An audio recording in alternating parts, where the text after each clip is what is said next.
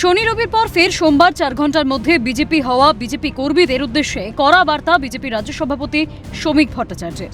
রাজ্যে পালাবদলের পর দলের পরিসর বৃদ্ধির সুযোগ নিয়ে কিছু সুযোগ সন্ধানী ব্যক্তি স্বার্থ কায়েমের স্বার্থে রাতারাতি বিজেপি হওয়ার মরিয়া চেষ্টা চালাচ্ছেন, আর তাতেই শঙ্কিত বিজেপির রাজ্য নেতৃত্ব।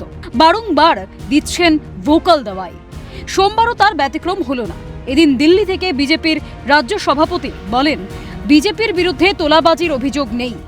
যারা 4 ঘন্টার মধ্যে বিজেপি হয়েছেন তাদের জন্য কিছু বিচ্যুতি হচ্ছে, তবে তাদের বিরুদ্ধে কঠোর ব্যবস্থা নেওয়া হবে বলেই জানান শ্রমিক। বিরুদ্ধে কোনো তোলাবাজির অভিযোগ নেই, এরকম কোনো ঘটনা আমাদের গোচরে নেই যে কেউ স্পেসিফিক্যালি বলেছে এই নেতা, এই বিধায়ক, এই মন্ত্রী, এই সাংসদ, এই দলের সাংগঠনিক পদে থাকা কেউ এভাবে টাকা তুলেছে, এরকম অভিযোগ নেই। কিন্তু একটা অভিযোগ আছে যে কিছু কিছু জায়গায় কিছু মানুষ যাচ্ছেন, 4 ঘন্টার বিজেপিও তার মধ্যে আছে।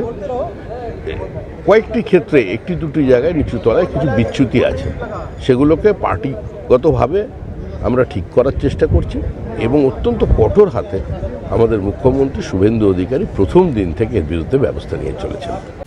যারা বেশি বাড়াবাড়ি করছেন তাদের বিরুদ্ধে মুখ্যমন্ত্রী শুভেন্দু অধিকারী যা পদক্ষেপ নেওয়ার নেবেন। দুর্বৃত্তদের উদ্দেশ্যে কড়া বার্তা বিজেপির রাজ্য সভাপতি।